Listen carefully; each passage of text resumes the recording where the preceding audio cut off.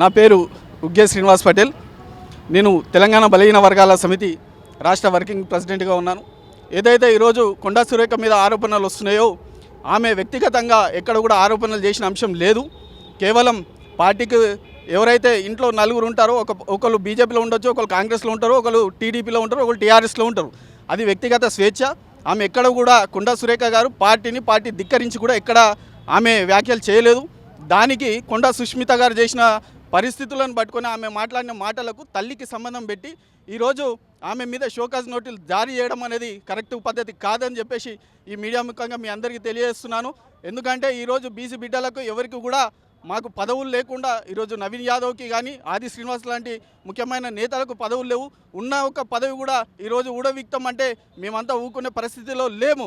ఎందుకంటే కొండా సుష్మిత గారు ఆమె ఎప్పటిసందో నాకు తెలిసినప్పటి నుంచి 2 సార్లు ఆమె ఎమ్మెల్యేలుగా పోటీ చేద్దామని చెప్పేసి అనుకున్నారు. ఈ కాంగ్రెస్ ప్రభుత్వానికి కూడా ఎన్నోసార్లు వినవించినా ఆమెకు చెప్పారు, 1-2 సార్లు మీరు ఖచ్చితంగా టైం తీసుకొని మీకు ఇస్తామని చెప్పేసి ఆమె ఆలోచనతోటి ఈరోజు కొండా ఫ్యామిలీ అంతా 12 నియోజకవర్గాలలో వాళ్ళ ప్రాబల్యాన్ని ఉన్న 12 నియోజకవర్గాలను శాసించే రీతిలో ఉన్నారు.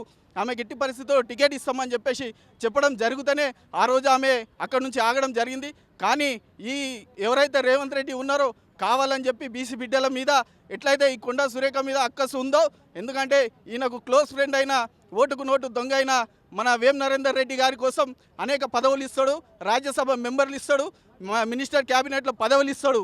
అంతేగాని కొండా ఫ్యామిలీలో ఎవరైతే ఉన్నారో వాళ్ళను ఖచ్చితంగా వీళ్ళను వెనక్కు దక్కాలి అనే ఆలోచనతోటి ఈరోజు కావాలని కొండా ఎవరైతే ఆయన రేవంత్ రెడ్డి ఉన్నాడో కావాలని అక్కడ నిప్పు పెడతా మీరంతా రాజేయండి అని చెప్పేసి ఈరోజు అక్కడికి వెళ్ళి ఒక వ్యక్తికి ఈయన ఇష్టానుసారంగా ఎమ్మెల్యే టికెట్ ఇస్తా అనడం కరెక్ట్ కాదు. అక్కడనే ఆయన చేసిన పొరపాటుతోటే ఈ నిప్పంతా రగిలింది. సుష్మిత పటేల్ గారికి కాంగ్రెస్ పార్టీకి ఆమె పదవి కోసమో లేకపోతే ఎమ్మెల్యే కోసమో ప్రజల వెంట వాళ్ళ ఫ్యామిలీ ఎప్పటికీ కూడా ఉంటుంది కాబట్టి ఆమె ఆ ప్రజల కోసమే పనిచేస్తా అని చెప్పేసి ఆ వ్యాఖ్యలు చేయడం కరెక్టే. దీంట్లో ఏమాత్రము తప్పు లేదు. ఎవరు వ్యక్తిగత స్వేచ్ఛ వాళ్ళు ఉంటారు కాబట్టి ఈ వ్యాఖ్యలకు కొండా సురేఖకు సంబంధం లేదు. ఒకవేళ ఆమెను కనుక కొండా సురేఖను కనుక బర్తరఫ్ చేసినా లేకపోతే పార్టీలో సస్పెండ్ చేసినా బీసీలంతా ఒక్కటే 60% ఉన్న బీసీలు ఈ కాంగ్రెస్ ప్రభుత్వాన్ని కూలదొక్తామని చెప్పేసి 19 మంది ఎమ్మెల్యేలు ఎవరైతే మన కాంగ్రెస్లో ఉన్నారో బీసీ ఎమ్మెల్యేలు వాళ్ళందరూ కూడా రాజీనామా చేయాల్సిందిగా ముకుమ్మడి రాజీనామా చేసి కొండా సురేఖ ఫ్యామిలీకి అలాగే బీసీ బిడ్డలకు అండగా ఉంటారని ఆశిస్తున్నా. ఒకవేళ మీరు కనుక రాజీనామా చేయకపోతే మీ జాతికి మీ తల్లికి అన్యాయం చేసిన వాళ్ళు అవుతారు కాబట్టి ఆలోచించుకొని ఈరోజు మన మీద ఈ రకంగా బురద చల్లుతున్నా కూడా నోరు విదవకపోతే ఆ జాతిలో పుట్టిన మనకు కూడా ఈరోజు వాల్యూ లేకుండా మీ పదవులు పట్టుకొని ఉంటే మాత్రం కరెక్ట్ కాదు. ఇదే ఒక రెడ్డి బిడ్డ మీద జరిగితే ఖచ్చితంగా అందరూ రాజీనామా చేసి ఒక్కరిగా ఈరోజు ప్రభుత్వాన్ని శాసిస్తారు.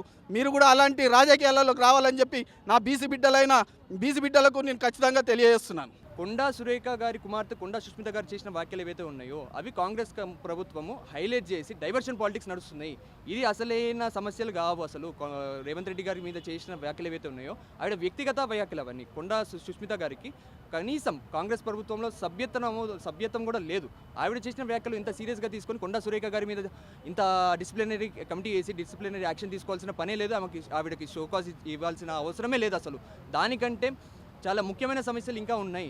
ఇప్పుడు నడుస్తున్న సమస్యలు ఏంటంటే పాలిటెక్నిక్ స్టూడెంట్స్ జీవో నెంబర్ 97 రావడం వల్ల వాళ్ళకి టెక్నికల్ ఎడ్యుకేషన్ నుంచి తీసేసి లేబర్ డిపార్ట్మెంట్కి పడేశారు. వాళ్ళు ఇప్పుడు రోడ్డున పడిన సందర్భం ఇప్పుడు మనం చూస్తున్నాము. వాళ్ళని ఈరోజు పోలీసులు లాఠీ చార్జ్ చేసి వాళ్ళ మీద కేసులు పెట్టి వాళ్ళ చేతులు కాళ్ళు ఇరగొట్టి వాళ్ళు రోడ్డు పాలు చేసిన ఘనత ఈరోజు రేవంత్ రెడ్డిది. దాని మీద మీరు రేవంత్ రెడ్డి గారి మీద డిసిప్లినరీ యాక్షన్ మీరు తీసుకోండి.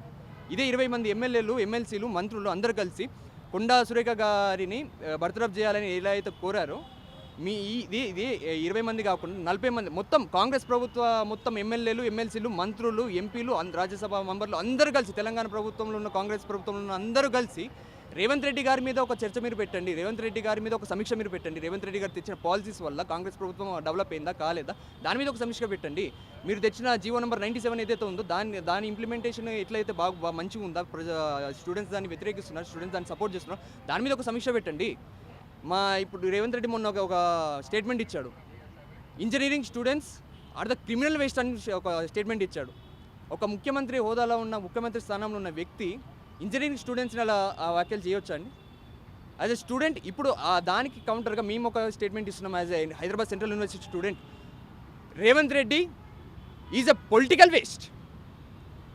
Revanth Reddy is a political waste అని ఈరోజు మేము హైదరాబాద్ సెంట్రల్ యూనివర్సిటీ విద్యార్థిగా నేను ఈరోజు ఈ స్టేట్మెంట్ ఇవ్వడం జరుగుతుంది. ఎందుకంటే మా గుండెలు బాదుకొని మేము చెప్తున్నాం, మా హైదరాబాద్ సెంట్రల్ యూనివర్సిటీ జోలికి వచ్చినప్పుడు మమ్మల్ని రోడ్డు పాలు చేసి మా మీద అడ్డమైన కేసులు పెట్టి మేము నిరసనలు అవన్నీ తెలుపుతున్నప్పుడు గాంధీ హాస్పిటల్ దీనిలో తిప్పి ఆగమాగం చేసిండు, లాఠీచార్జ్ చేసిండు మా విద్యార్థుల మీద.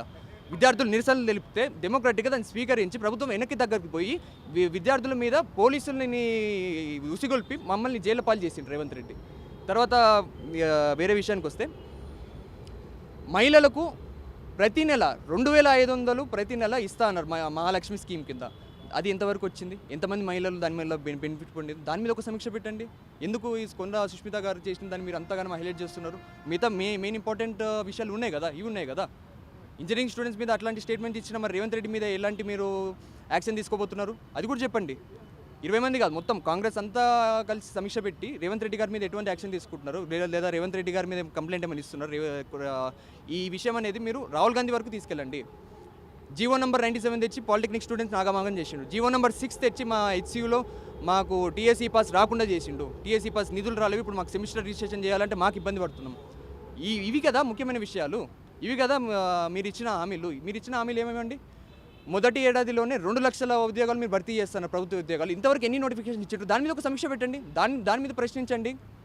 అది కదా, దాన్ని మేము స్వాగతిస్తాం. అలాంటి డెమోక్రటిక్ మీరు చేయండి, డెమోక్రటిక్ వేలో మీరు చేయండి. డెమోక్రటిక్ వేలో మేము ప్రశ్నిస్తున్నాం, యాజ్ ఎ స్టూడెంట్స్ మేము ప్రశ్నిస్తున్నాం. మాకు జాబ్స్ కావాలి. మీరు ఇంతవరకు ఎన్ని నోటిఫికేషన్లు ఇచ్చారు దాని గురించి చెప్పండి. ఎన్ని యూనివర్సిటీలకు మీకు ఎంత నిధులు ఇచ్చారు దాని మీద ఒక సమీక్ష పెట్టండి. ప్రభుత్వము ఏర్పడక ముందు ఏమేమి హామీలు ఇచ్చారు, అవి ఎంత అమల్లోకి వచ్చినాయి, ఇప్పుడు దాని మీద ప్రజా అభిప్రాయం ఏంది అది సేకరించండి. దాని మీద ఒక సమీక్ష పెట్టండి. దాని మీద ఒకటి పెడితే మేము విద్యార్థులు మేము కూడా సపోర్ట్ చేస్తాం దాన్ని. మేము కాంగ్రెస్కి వ్యతిరేకులం కాదు, మేము రేవంత్ రెడ్డికి వ్యతిరేకులం. కాంగ్రెస్ పార్టీలో బీసీల మీద ఈరోజు ఉద్దేశపూర్వకంగా దాడులు చేసే ప్రయత్నాలు, రాజకీయంగా అణచివేసే కుట్రలు చేస్తున్నారు. కాబట్టి ఖచ్చితంగా ఈరోజు మా బీసీ బిడ్డ, బహుజన వర్గాలకు చెందిన బిడ్డ కొండా సురేఖ అక్క గారి మీద ఏదైతే వ్యాఖ్యలు ఏదైతే తప్పుడు ప్రచారాలు చేస్తున్నారో సోషల్ మీడియా వేదికగా, తప్పుగా ఆవిడ వ్యక్తిత్వాన్ని చిత్రీకరించే ప్రయత్నం చేస్తున్నారో వాళ్ళకి మేము ఒకటే చెప్తున్నాం, బీసీ లీడర్ల మీద కాంగ్రెస్ పార్టీ అధిష్టానం కానీ అగ్రకులాలు కానీ ఏదైనా చేసే ప్రయత్నం చేస్తే మాత్రం చర్యలు చాలా తీవ్రంగా ఉంటాయనేసి మేము ఈరోజు కాంగ్రెస్ పార్టీ అధిష్టానాన్ని కూడా మేము తెలియజేస్తున్నాం. ఈరోజు వాళ్ళ కూతురు అన్న వ్యాఖ్యలకి కొండా సురేఖ గారికి ఏం సంబంధం అండి?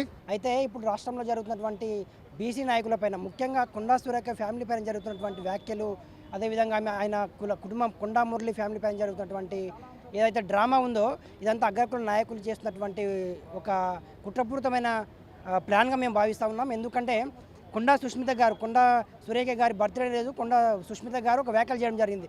రేవంత్ రెడ్డి అనేటోడు ఒక పెద్ద స్కామరు, ఆయన ఎన్నికల కన్నా ముందు ఒక మాట చేశారు, ఎన్నికల తర్వాత ఒక మాట చేశారు, మా నాయనను ఎమ్మెల్యే చేస్తామని చెప్పి ఆమె వ్యక్తిగతంగా ఒక వ్యాఖ్యలు చేయడం జరిగింది.